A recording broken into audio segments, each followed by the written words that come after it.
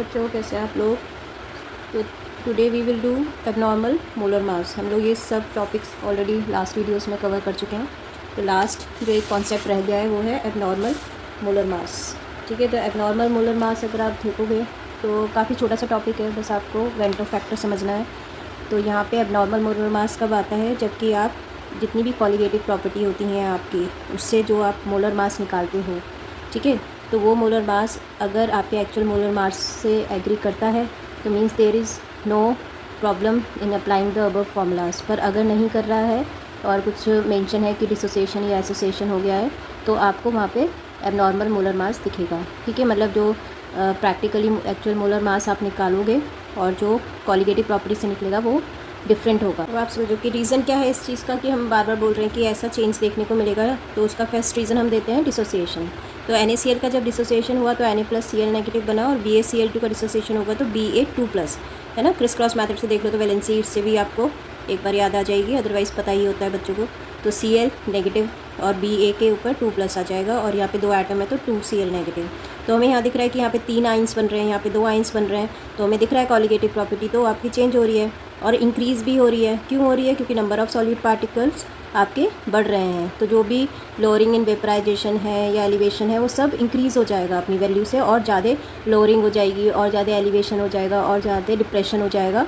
ठीक है, बट जो मोलर मास है, क्योंकि कॉलिगेटिव प्रॉपर्टी के इन्वर्स प्रोपोर्शन होता है, हमने यहाँ पे देखा ना, जैसे डेल्टा टी के 1/mb, तो इन्वर्स प्रोपोर्शन है। तो अगर ये इंक्रीज़ हो रहा है तो ये डिक्रीज़ हो जाएगा। तो मीन्स मोलर मास हमारा जो हमने कैलकुलेट करा था उसके कंपैरिजन में कम आ रहा है, तो ये एबनॉर्मल मास दिखा रहा है। ठीक है, तो यहाँ पे इसी तरह आप एसोसिएशन में देख लो, जब एसोसिएशन होता है तो सॉलिड पार्टिकल डिक्रीज़ हो जाते हैं। आप यहाँ देखो, जैसे ये क्या है आपके ओइक एसिड है ना, इथेनॉइक एसिड।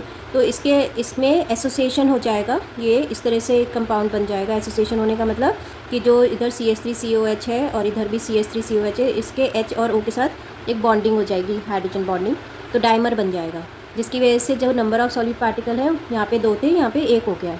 तो इसकी वजह से भी क्या हुआ कि यहाँ पे आपको कॉलिगेटिव प्रॉपर्टी में डिफरेंस दिखा, है ना। और जब वो डिफरेंस दिखा तो कम दिखा, क्योंकि यहाँ पे 2 से 1 बन रहा है, तो सॉलिड पार्टिकल्स कम हो रहा है।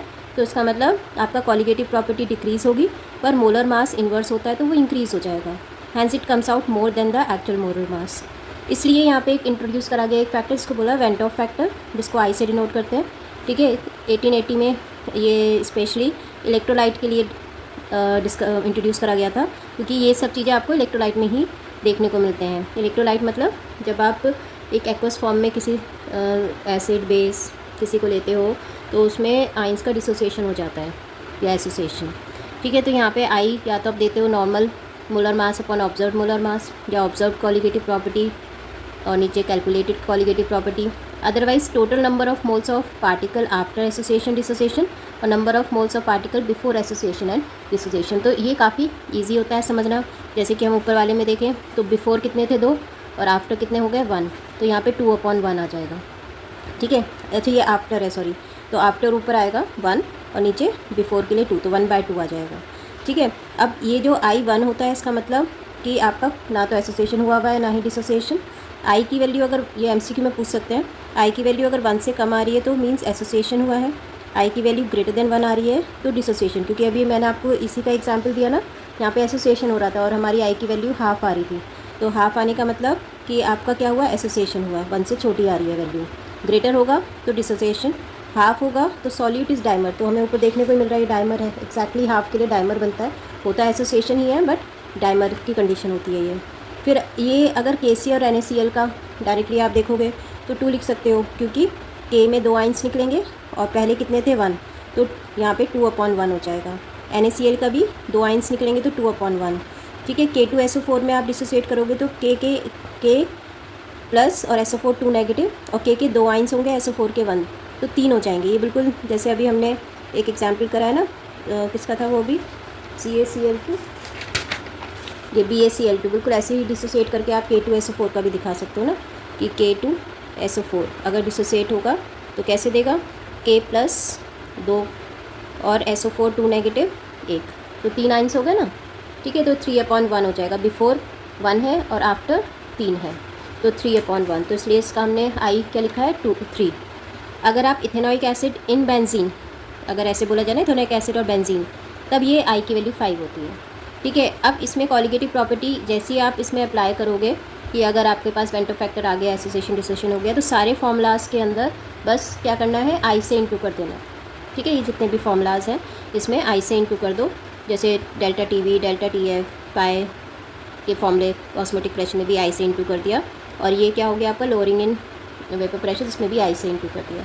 ठीक है, अच्छा अब इसमें एमसीक्यू बेस्ड अगर क्वेश्चन आते हैं तो ये काफ़ी हेल्प करता है कि अगर आपको बोला जाए 100% डिसोसिएशन है तो आई को एन रख सकते हैं। ठीक है, सीधा सीधा। पर अगर डिसोसिएशन 100% से कम है तो अल्फ़ा डिग्री ऑफ डिसोसिएशन निकालते हैं। ठीक है, I-1/n-1। तो ये एमसीक्यू में आपको हेल्प करेंगे। ऐसी 100% एसोसिएशन के लिए आई की वैल्यू 1/n होती है और एसोसिएशन लेस देन 100% के लिए I-1। पहले हम डिग्री ऑफ एसोसिएशन निकालते हैं 1/n-1। ठीक है, अभी मैं इसके न्यूमेरिकल कराऊंगी तो और आपको अच्छे समझ में आ जाएंगे। जैसे कि यहाँ पे एक मैंने दे भी रखा है, benzoic acid dimerise to the extent of 80% in benzene. तो 80% डाइमराइज हो रहा है, तो मतलब ये अल्फ़ा है। ठीक है, मतलब ये डिग्री ऑफ एसोसिएशन या डिसोसिएशन अल्फ़ा से पता चलता है ना, तो यहाँ पे ये डिग्री ऑफ एसोसिएशन है क्योंकि डाइमराइज हो रहा है। ठीक है, तो ये 80 आ गया और आई की वैल्यू हमें निकालनी है इसमें, जिसमें कि एन हमें पता चल रहा है कि एन हमारा क्या है, एन की वैल्यू 2 हो गई। एन क्या होता है आपका, जो नंबर ऑफ़ जितने भी आपके पार्टिकल्स हैं आफ्टर डिसोसिएशन, तो आफ्टर डिसोसिएशन कितना है आपके पास नंबर ऑफ़ पार्टिकल्स, तो उसको डिनोट करता है। तो यहाँ पे अल्फ़ा की जगह 80/100 डाल दिया, एन की वैल्यू यहाँ पे क्या हो गया 2। अब यहाँ पे 1/2 -1 करके इसको सॉल्व करोगे तो आई आ जाएगा 0.6। क्लियर। तो ये आपका इसमें एक क्वेश्चन मैंने ये दे रखा है। एक क्वेश्चन ये है, ये पीछे हमने कुछ फॉर्मूलाज करे थे जो मैंने आपसे बोला था कि ये डायरेक्टली अप्लाई करते हैं अगर आपको लेटेंट हीट ऑफ वेपराइजेशन और डेल्टा एच फ्यूज़न दिया होता है। अच्छा, इसमें एक क्वेश्चन है, ये बहुत पूछा जाता है कि जैसे give reason the value of delta T B for 1 molar NaCl solution is greater than 1 molar C6H12O6 solution. Molar मतलब मोलैलिटी। ठीक है, तो दोनों ही 1 मोलैलिटी के हैं, पर दोनों में अगर आप देखो NaCl में कंप्लीट डिसोसिएशन होगा 100%, Na अलग Cl अलग, और बिकॉज ये ऑर्गेनिक कंपाउंड है तो इसमें डिसोसिएशन नहीं होगा, जिसकी वजह से यहाँ पे तो आपका डिसोसिएशन दिख ही नहीं रहा है, यहाँ पे दिख रहा है। और यहाँ पे कितने आपके पार्ट आइंस बन रहे हैं, 2 है ना डिसोसिएशन के बाद। तो यहाँ पे आई की वैल्यू कितनी हो गई 2 है ना, 2/1, तो ये 2 हो गई। और यहाँ पे आई की वैल्यू 1 ही है, तो किसका आई की वैल्यू अगर जिसकी ज़्यादा होती है उसकी हमेशा कॉलिगेटिव प्रॉपर्टी ज़्यादा होती है। तो i is greater than delta T b is greater for NaCl। ठीक, तो यहाँ पे I 1 है इसलिए no dissociation, hence delta T b is higher for NaCl। तो इस तरह के MCQ क्वेश्चन या रीजनिंग क्वेश्चन आ सकते हैं। Calculate molar elevation constant of water, जिसमें लेटेंट हीट ऑफ वेपराइजेशन दे रखा है। तो ये फॉर्मूला हमने पीछे करा है, ये मैंने आपको भी शायद दिखाया भी था कि ये फॉर्मूलेज आप याद कर लेना लास्ट वीडियो में।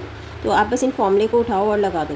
ठीक है, यहाँ पे टी क्या होता है, ये केल्विन में टेम्परेचर लेना है। अब आपको पता है molar elevation constant of water when latent heat of vaporisation दे रखा है। वेपराइजेशन का मतलब क्या हो गया कि उसको आपने 100 डिग्री पे, 100 डिग्री सेंटीग्रेड होता है ना बॉइलिंग पॉइंट, तो वो अटेंड करा होगा, तो 100 डिग्री को केल्विन में चेंज कर लिया, वो तो T0 हो गया। आर आपका ये स्टैंडर्ड 8.314 होता ही है, और 1000 हो गया लेटेंट हीट ऑफ वेपराइजेशन इसमें दे रखा है, वो डालो और सॉल्व कर दो तो KB आ जाएगा।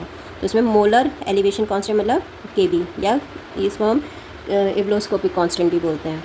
फिर आता है फ्यूज़न ऑफ आइस, इतना दे रखा है latent heat of fusion of ice मतलब F, डेल्टा HF भी लिखा हो सकता है, इसमें भी डेल्टा HV लिखा हो सकता है ये, या फिर LF लिखा हो सकता है। तो इसमें भी सेम इसी तरह आप मल्टीप्लाई कर दो सारी टर्म्स। T0 273 क्योंकि 0 डिग्री पे आइस फॉर्मेशन आपको देखने को मिलता है, तो 0 डिग्री को केल्विन में चेंज कर दिया है। ठीक है, ठीक है, तो ये हमारे क्वेश्चंस हो गए। ठीक, इसके अंदर हमने ये दोनों क्वेश्चन करी, आपको किसी और बुक में जल्दी से नहीं मिलेंगे तो इसको आप इसी से प्रैक्टिस कर लेना। ठीक है, तो ये फॉर्मूला याद कर लेना, NCERT में दे रखा है। अच्छा, इधर भी M है, सॉरी यहाँ मेंशन नहीं करा, तो इसको 18 से और इंटू करेंगे। 18 होता है ना वाटर का मास, लिखेंगे यहाँ पे। तो ये आपके हो गए, मतलब चैप्टर मैंने पूरी तरह से आपको एक्सप्लेन कर दिया है, सारे इसके जितने भी फॉर्मूलाज हैं उसको आप एक जगह पे लिख लो। यहाँ पे मैंने शो कर रखे हैं स्क्रीन पे। तो ये अभी रिसेंटली जितनी कॉलिगेटिव प्रॉपर्टी हमने पढ़ी है उसके ऊपर बेस्ड ये सारे के सारे फॉर्मूलाज हैं। ठीक है, आप इसको एक चीट शीट की तरह भी अपने लिए बना कर रख सकते हो, पेपर्स एग्जाम्स टाइम में आपको काफ़ी हेल्प करने वाले हैं। तो relative lowering of vapour pressure का फॉर्मूला है। ठीक है, और ये elevation in boiling point, depression in boiling point, freezing point sorry, osmotic pressure और आई। ठीक है, आई मैंने अलग से लिख दिया है। अब अगर आपको कहीं पे भी दिखाना है तो आप आई से इंटू करते चले जाओगे। तो एक तो ये हो गया आपका सारी कॉलिगेटिव प्रॉपर्टी के फॉर्मूलेस, और ये वाले आपके जितने भी थ्रू आउट अभी चैप्टर में करें हैं। तो मास परसेंट का हो गया, वॉल्यूम परसेंट का हो गया, मास बाय मास परसेंट कैसे निकालते हैं।